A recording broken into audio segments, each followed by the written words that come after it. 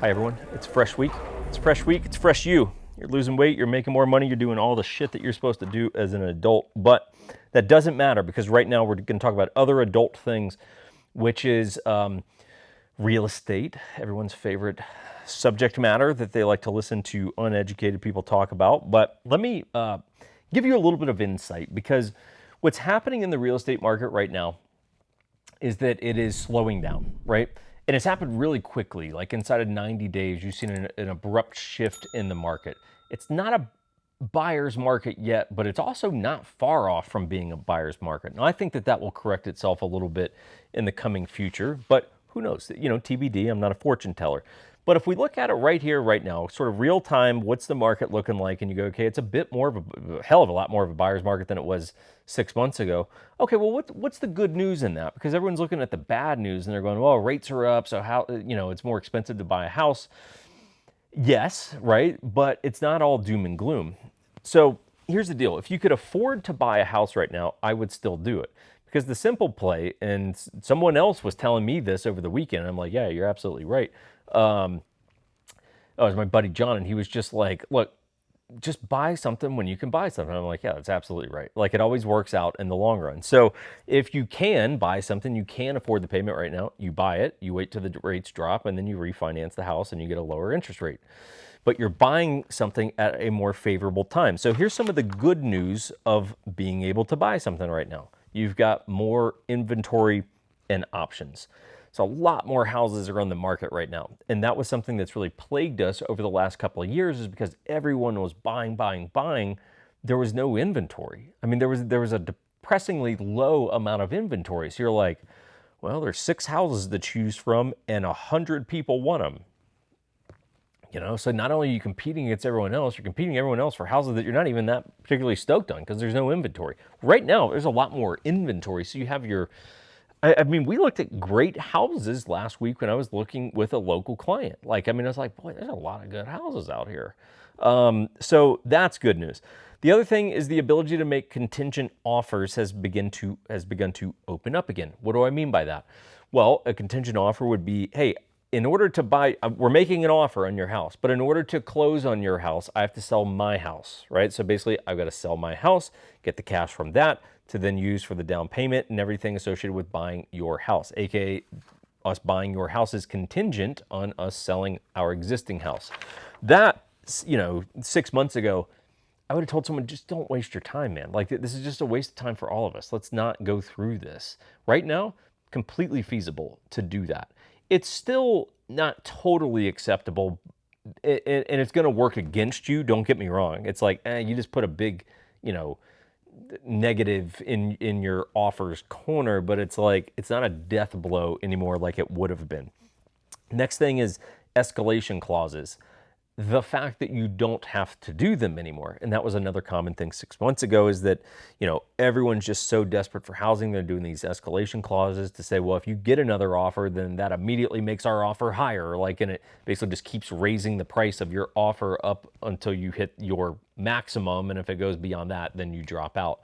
So you really don't have to do that anymore because most of these houses are not having at least enough offers to warrant doing something like that. That's kind of like shit you did during the chaos of it all. The next thing is you really don't have to do, and your local market's going to determine everything, but what I'm seeing at least locally here, which I think is a good representation of the country, is that, hey, you don't have to do an appraisal guarantee anymore. I know I'm certainly not doing those right now. And I tell someone, look, don't do that. Like if you're going to offer 5 over, that's what we did last week. They had 2 offers on this place, said it works really good. The $5,000 doesn't really matter. So it's like, look, offer them an extra $5,000. We didn't do an appraisal guarantee. So if it doesn't appraise at that, you better believe we're going to go to the sellers, right? Who need this house to close in order to close on their new house. And we're going to say, I mean, think about the leverage that we have at that point. We're going to say, no, let's just say we're under contract at $500,000 and it appraised at $495. We're going to go, okay, well, our price now, we're changing our offer to $495, what it appraised for. So if they say no, and we say, okay, cool, then we're going to bounce. Well, cool, you can't close on your house now. So there's almost no scenario where they're like, well, no, we're holding firm at 500. Okay, cool, but your new house that you're supposed to close on in a week, you got a problem on your hands now. So suck it up, take the 5 grand hit so that you can close on your house. This is the beauty of having a more balanced market, is like, yeah, you can negotiate. You really couldn't do that shit 6 months ago. You know, this again will lend a little bit of evidence to the shifting market. We just had a seller, right? So, you know, again, speaking of this one client in this deal, but it's the most real-time data that I have to bring you since the market's relatively quiet right now, is that we said we'll buy your house. And they're like, hey, after we close, our guys would really like an extra week to move out. Would your guy be okay doing a, you know, a 1 week rent back, and we'll pay you $1,000 for it? And we're like, we didn't have to even ask you for the money. You just volunteered it. Again, shit that wouldn't happen 6 months ago. They'd be like, well, look, here's the deal. Sellers need an extra week to get out and fuck off. Like, that's kind of how it would go.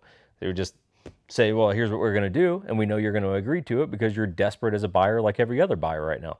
Not so much the case. I mean, it's amazing how things shift so quickly, but it's just like, they were like, hey, we need an extra week. Is that okay? And we'll give you $1,000. I didn't even have to ask for it. Like, they just offered it. That's great. Makes my life easy, right? So very cool. So anyway, I know that there's a lot of like doom and gloom and like things are, you know, shit's hitting the fan right now in the real estate market. Kind of, sort of, but there's good news in that, guys. And like, don't disregard it. Like, a lot of this stuff works to your favor as a buyer right now. The interest rate sucks, but it's creating opportunities, right? See the opportunities versus the downside of it. It's just my 2 cents. I'll do this one first. I'll save the other one for the end of the week, the party bottle. I don't know how you say this, Jolite. I think that would be, so it's a, it's like a cognac, even though it's not a cognac, but it's like a cognac. So really good. I didn't love it when I first tried it. It's growing on me. Occasionally you have those bottles that you try them at first and you like them, and then over time you're like, I don't like that at all anymore. Well, this is the opposite. Didn't really care for it when I first cracked it. Now, quite tasty. Really enjoy it. Like, you can really get some of those fruit notes because it's, you know, like I said, it's a, you know, it's fruit. Cognac is fruit based. It's not grain based. So if you're wondering like, why does it smell so different? Why does it taste so different? Well, because it's fruit. It's not corn, you know, or barley or something like that. So the color will be different. All of it. Really good though. Tasty. I recommend it. Wasn't an expensive bottle. Maybe like $40 or something like that. So, hey, if you see it at a shop, I recommend it. Pick it up. If you guys need real estate help, let us know. We're based in Utah, the 1911 Syndicate, that is. It's based in Utah, operate pretty much all over the country. Most of our clients are vets and cops and guys who like guns. I'll be honest with you.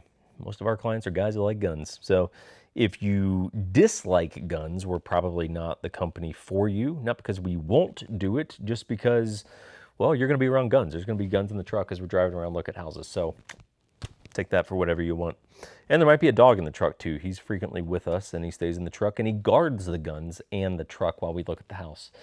So let us know if you need help and we will see you next time.